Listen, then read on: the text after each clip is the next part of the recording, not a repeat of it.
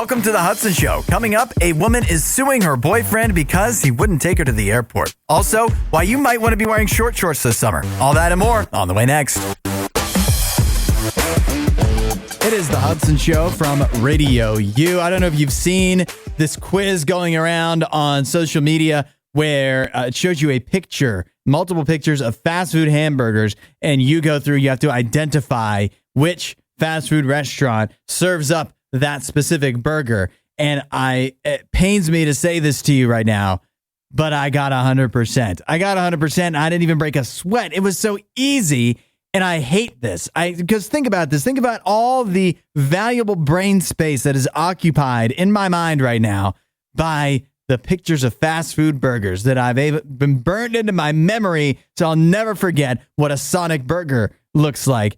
And think about what else that could be. I could be using that space in my brain to know how to properly do an alignment on my car, or how to fix my garage door, or even how to cook meals for myself.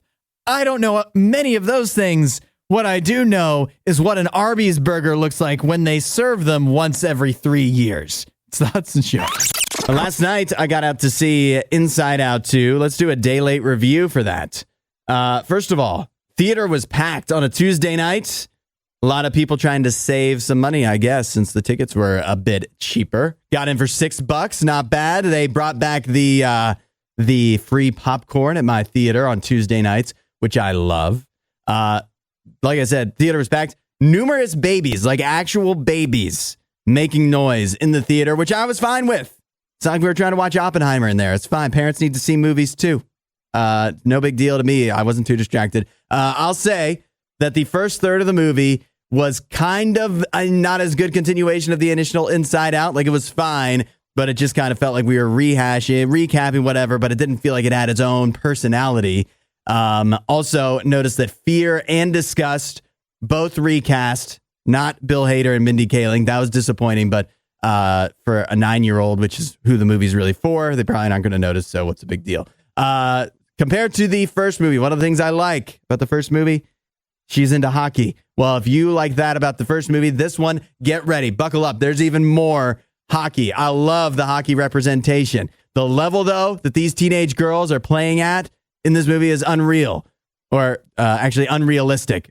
Some of the moves these 13-year-olds are pulling off would have Connor McDavid's head spinning.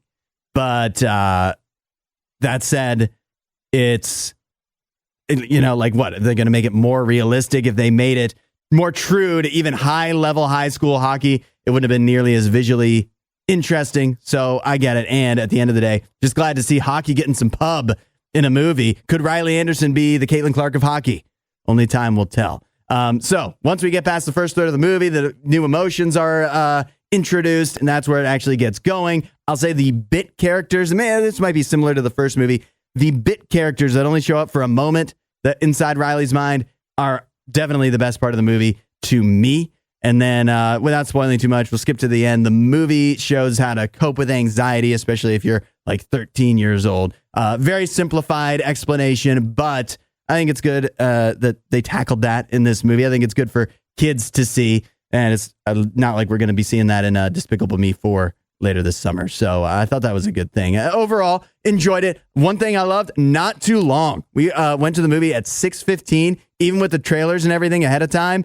Still got home in time to still have a little bit of an evening, and I got to get early to bed since I'm doing the show here this morning. So overall, Inside Out 2, no wonder it's cleaning up at the box office. Definitely not a perfect movie, but Pixar's back. We'll say that. It's Would You Rather Wednesday. Your question for today submitted by Reno at 8772 RadioU, who says, would you rather never get sunburned again or never get a mosquito bite ever again? Lots of good responses at 8772 RadioU. Stevie says, I can deal with sunburns. Mosquitoes are a pain in the butt. So Stevie choosing to avoid mosquitoes for the rest of her life, I guess. Chris says, gotta go with mosquito bites. Sunburns are much easier to avoid. Now, that is true, in that I'm going through these texts. A lot of people saying sunburns easier to avoid, which is easy to agree with. Mosquitoes, you never know when they could rear their heads. Sun, you know when you're going to be out in the sun. You know when you need to lather up with the sunscreen. Eric says, I'd rather never get a mosquito bite. Mosquitoes love me. I'm allergic, and sunscreen works a lot better than bug spray. Yet again, I agree. Bug spray, what a scam that is. It's a sham of an industry. I don't know if I've ever actually feel like I benefited from bug spray. It just makes you smell weird. Peyton says, definitely bites. They are much harder to avoid and more difficult to deal with. And consider how many various diseases they can give me. That is true. Mosquito bites can give you diseases, but so can sunburns. Have you ever heard of a little disease called cancer? And then Renee says, between skin peeling from burns and scratching from mosquito bites, I'm going to say mosquito bites are more annoying. So I think we all agree mosquito bites more inconvenient, harder to avoid than sunburns are.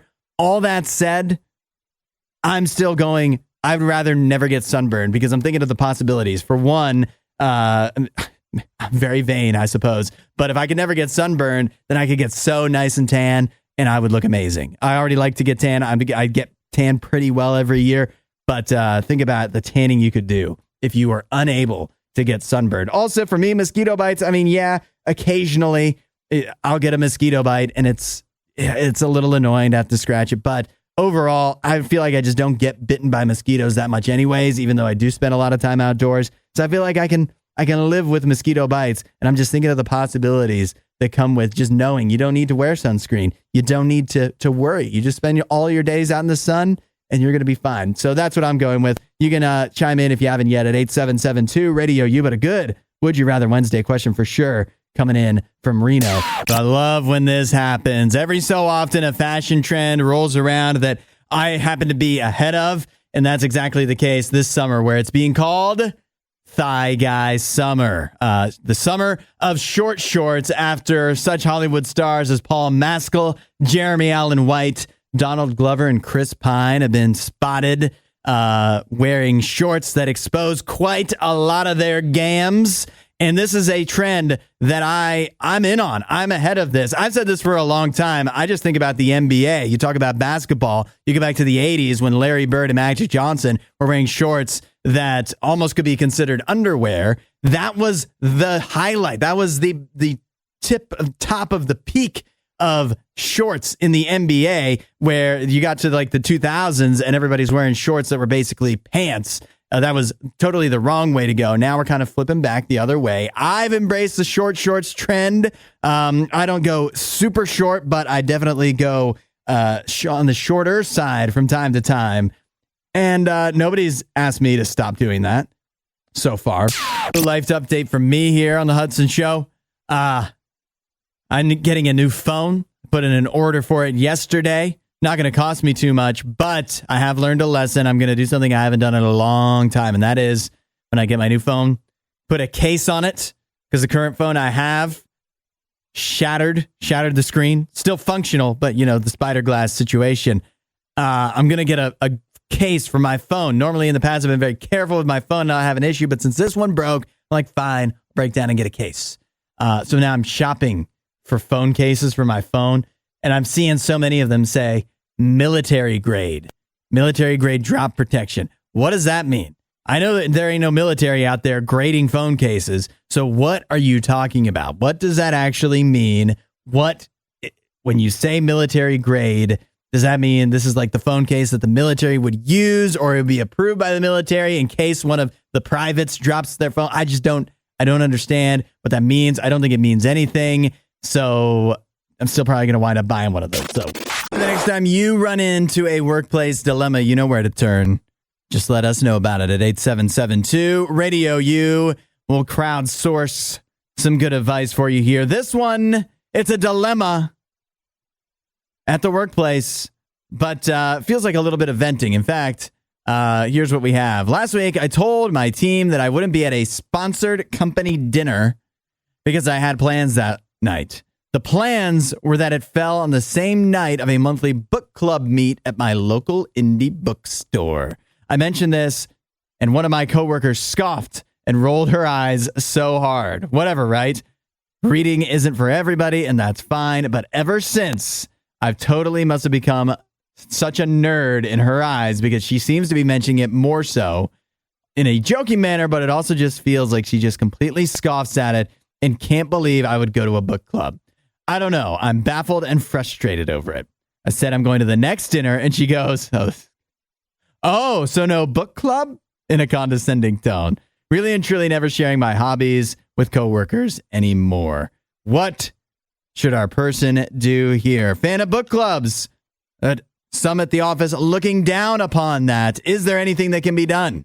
What would you do in this situation? I like what Devin said here.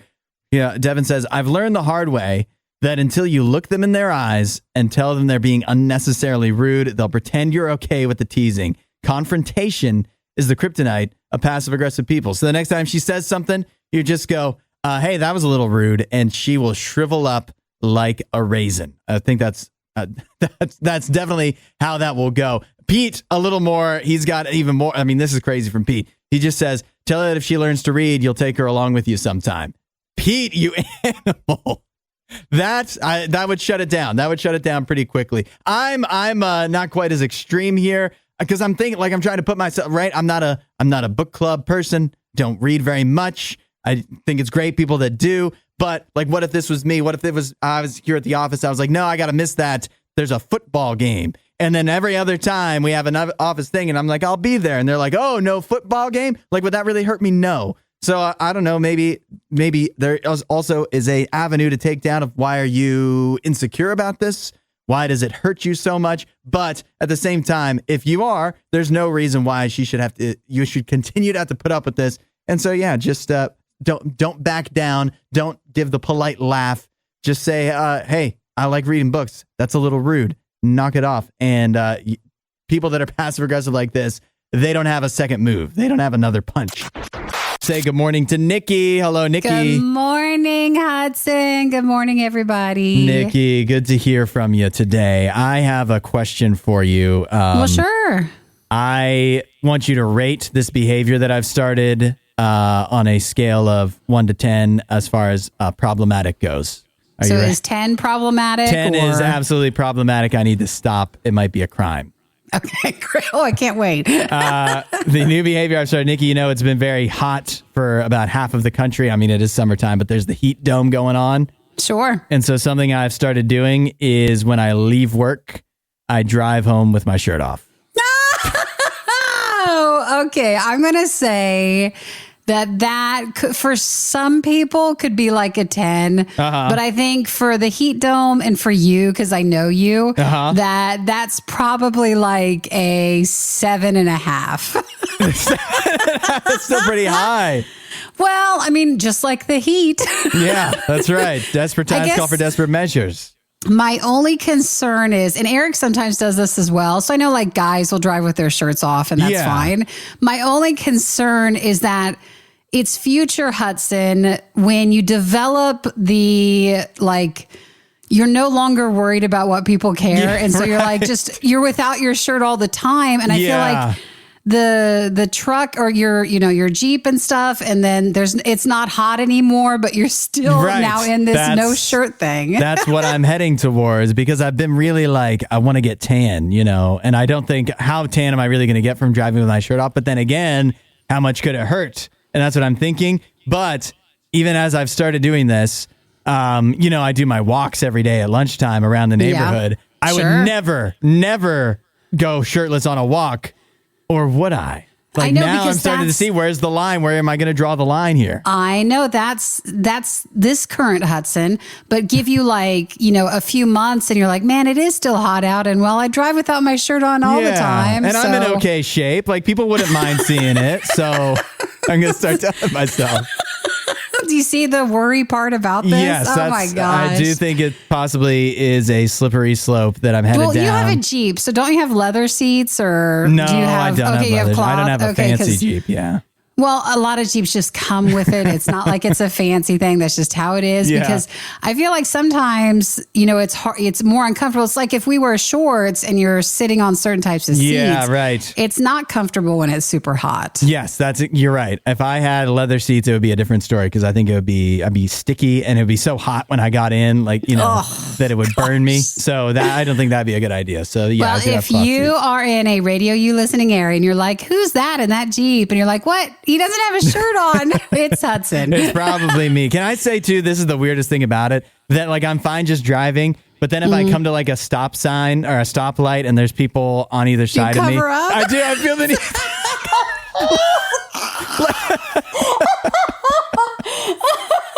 I could totally see that. I'd be so embarrassed. I guess I do have a ways to go before I'm shirtless anywhere else. You're right. You just be proud of what you're doing, and that's fine.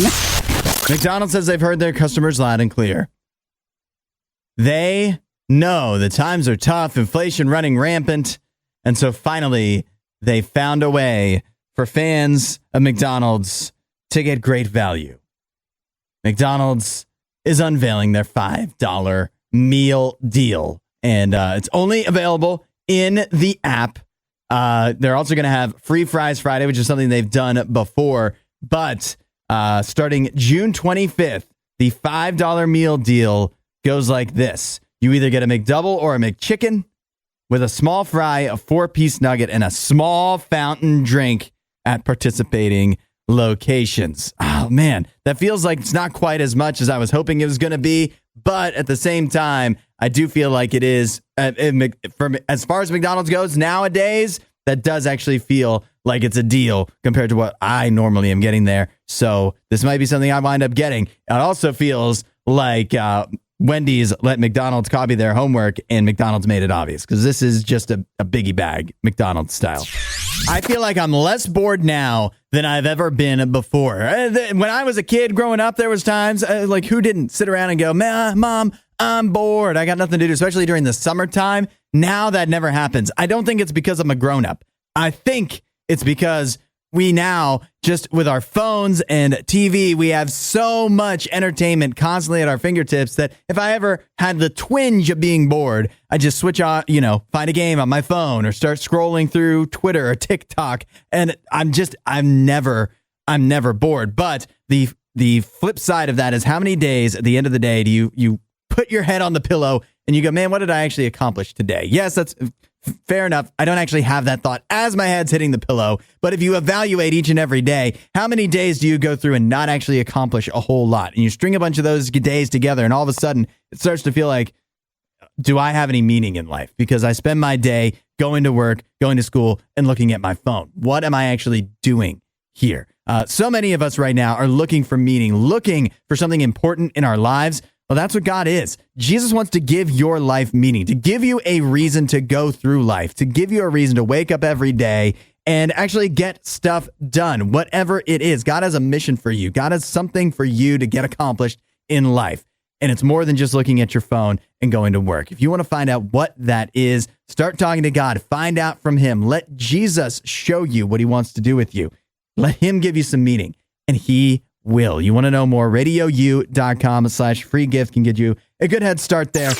Get your popcorn ready. It's the weekend watch list on the Hudson Show, our weekend tradition where we let you know everything new that's coming to theaters and at home this weekend. So you can watch a movie. A light, easy for me to say. It's a light week at the movies this week. How light? Well, I don't really have anything for you to stream at home that's brand new, but let me let you know what's in theaters. We'll start with The Exorcism. A troubled actor begins to unravel while shooting a horror film. His estranged daughter wonders if he's slipping back into his past addictions or if there's something more sinister at play. Starring Russell Crowe, a 31% on Rotten Tomatoes. Owen Gleiberman of Variety says, the darker the movie gets, the less there is at stake. And the more that Crowe seems to be going through the motions of trying to save not his soul, but his career. The power of residuals compels you. Ouch. The critic's not a fan of The Exorcism. I feel like I'm being Mandela affected here. Because did we not just have a different exorcism movie with Russell Crowe that has nothing to do with this? Why? Why is that all he's doing? Or did that even exist? I just don't care enough to look it up. But I'm pretty sure Russell Crowe seems to be exclusively doing the exorcism movies. Please, someone come along and make The Nice Guys too so we can do something else. So maybe that's not a great option. What about this one, though? The Bike Riders. Over the course of a decade, a Midwestern motorcycle club evolves from a gathering place for local outsiders to a sinister gang, threatening the original group's way of life. It has an 82% on Rotten Tomatoes, starring Austin Butler, Tom Hardy, and Jodie Comer, and directed by Jeff Nichols, who may not be a household name, but he did a movie I really like called Midnight Special. So why am I not super excited about this movie?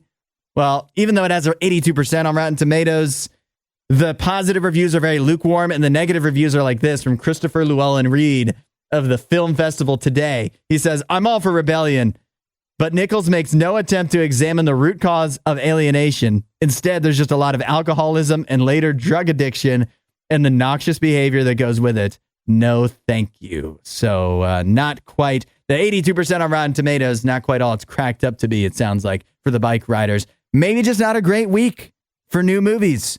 It sounds like maybe, just maybe, Inside Out 2 is going to be number one at the box office once again. Leeches are one of the most disgusting creatures on the planet, right? I mean, I have never had a leech on me. I never want to experience that. But the good news is leeches fairly easy to avoid, right? Just stay out of nasty water. Well, apparently it's a little more difficult than that after a new discovery has been made that leeches are actually able to jump. They have been observed jumping. This is something that was theorized or claimed a while ago, but has now been proven in Madagascar. There is video of leeches actually leaping. So now it's a little more difficult to avoid leeches. Not only do you need to stay out of nasty water, I guess you also need to stay out of the entire island of Madagascar. But that said, leaping leeches, doesn't that sound like something Robin would say in an old Batman episode? I don't know. What we have is a woman suing her boyfriend because he refused or failed to take her to the airport.